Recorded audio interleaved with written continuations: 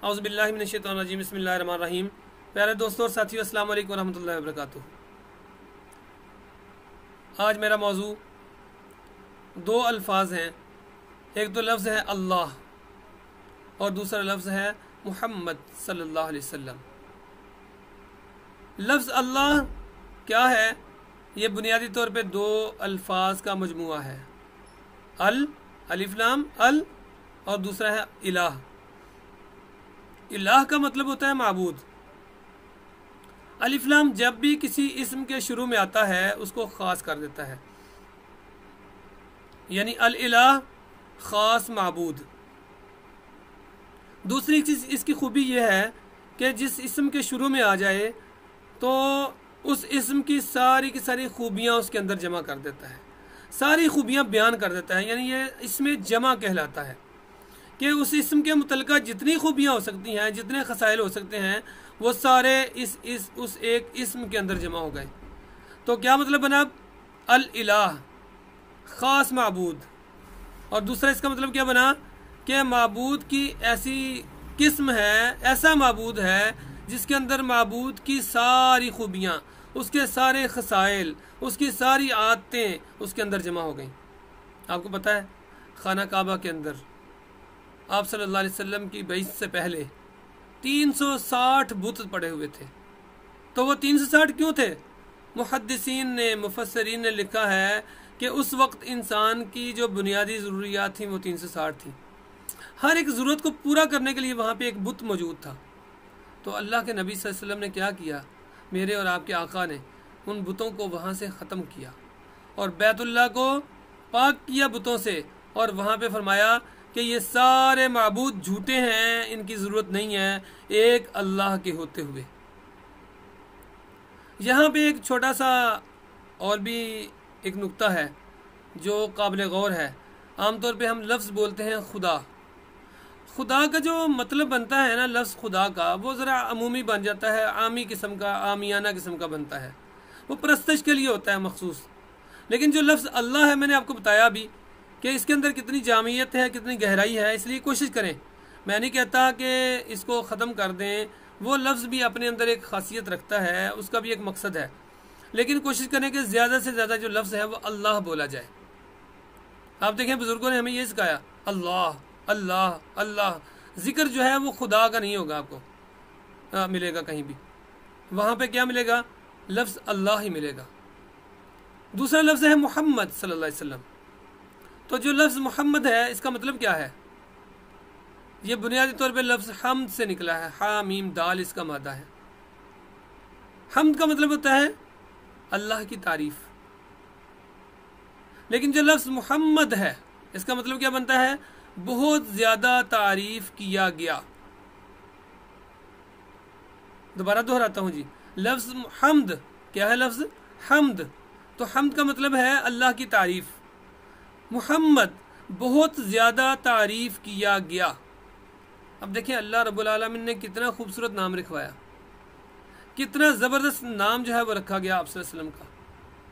तो कैसी तारीफ़ की गई कि अल्लाह ने फरमाया जब तक ये कायनात रहेगी, ए महबूब सल्लल्लाहु अलैहि वसल्लम, जब तक मेरा ज़िक्र होगा तब तक आपका ज़िक्र होगा। जहाँ तक खुदा की खुदाई होगी वहाँ तक मुस्तफ़ा की मुस्तफ़ाई होगी। अगर अल्लाह रब्बुल आलमीन है तो आप रहमतल लिल आलमीन हैं। यानी अगर अल्लाह दो जहानों का रब है तो आप दो जहानों के लिए रहमत हैं। तो क्या है कि अल्लाह रब्बुल आलमीन ने आप सल्लल्लाहु अलैहि वसल्लम का जिक्र जो है वो हमेशा के लिए बुलंद कर दिया।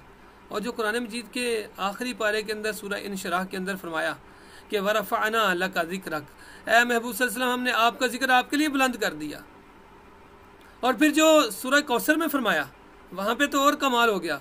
अल्लाह फरमाते हैं इन्ना आतैना कल कौसर, ए महबूब सल्लल्लाहु अलैहि वसल्लम, हमने आपको खैर कसीर अता कर दिया। यानी कैसा अता, कैसी अता की कि इतनी बड़ी उम्मत जो हर वक्त आप सल्लल्लाहु अलैहि वसल्लम का नाम लेती है। इतनी बड़ी उम्मत के अलावा भी इंसानों की बड़ी तादाद ऐसी है जो आप सल्लल्लाहु अलैहि वसल्लम का नाम एहतराम से, अदब से लेती है, बल्कि वो आप सल्लल्लाहु अलैहि वसल्लम की तालीमात से अपनी दुनिया को मुनव्वर कर रहे हैं। तो बहसीयत मुसलमान हम क्यों ना ये कोशिश करें। अच्छा, एक और हमारे यहाँ एक छोटा सा मसला है, जहाँ भी और ये देहात के अंदर अमूमन मौजूद है। वहाँ पे क्या होता है, अमूमन किसी बंदे का नाम होता है मोहम्मद आज़म, तो वो कोशिश करते हैं कि आज़म को हटा दो, तो उसकी बजाय लफ्ज़ बोलना शुरू कर देते हैं ममदा।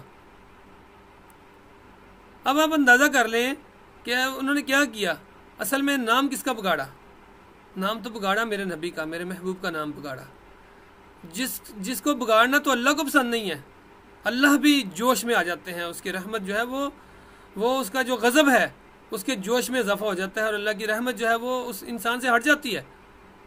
तो हम क्या करते हैं, वहाँ पे ममदा कहना शुरू कर देते हैं, कुछ लोग मम्मी कहना शुरू कर देते हैं। ये सारे के सारे जो अल्फाज हैं इससे मिलते जुलते, ये सारे गुनाह के ज़ुमरे में भी आते हैं, बेअदबी के ज़ुमरे में भी आते हैं। तो अल्लाह ने क्या हमें सिखाया है, सूरह हुजरात पढ़े ना, सूरह हुजरात है 26वें पारे के अंदर अल्लाह फरमा रहे हैं या अय्युहल्लज़ीना आमनू ला तुक़द्दिमू बैना यदैल्लाहि व रसूलिही। और दूसरी जगह पे क्या फरमाया, पहले फरमाया रसूलुल्लाह सल्लल्लाहु अलैहि वसल्लम से आगे अपने पाँव ना बढ़ाओ, और दूसरी जगह पे क्या फरमाया, वला तजहरू लहू बिलक़ौलि कजहरी बाज़ुकुम लिबाज़िन, तुम आपस में उस तरह एक दूसरे को जिस तरह बुलाते हैं उस तरह आप सल्लल्लाहु अलैहि वसल्लम को ना पुकारो। यानी जब भी आपका नाम लें मोहब्बत के साथ, अदब के साथ, एहतराम के साथ लें।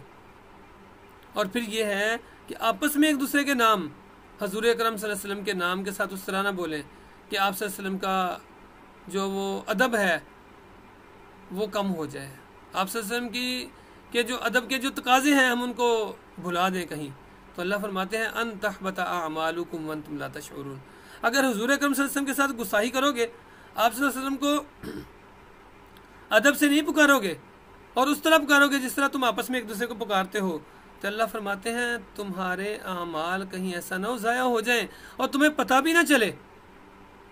तो इसलिए हमें क्या करना चाहिए, आपस में एक दूसरे के नाम भी अगर हम बुलाना चाहते हैं तो पूरा नाम बुलाएं, मोहम्मद अकरम, मेरा नाम है मोहम्मद अकरम, तो सिर्फ मोहम्मद ना बुला लें, ऐसा ना हो कहीं बेअदबी हो जाए, कहीं गुस्ताखी हो जाए। तो क्या लफ्ज़ बोलें, मोहम्मद अकरम, मोहम्मद आज़म, मोहम्मद अहमद, मोहम्मद अरसलान, तो जहाँ भी नाम बुलाएं पूरा बुलाएं। और इसके साथ साथ कहीं भी किसी को भी मोहम्मद सल्लल्लाहु अलैहि वसल्लम का जो लफ्ज़ है ये मोहम्मद, इसको कहीं भी किसी उल्टे नाम के तौर पे इस्तेमाल ना करें, ये हम ला इल्मी में गुस्ताखी कर रहे होते हैं।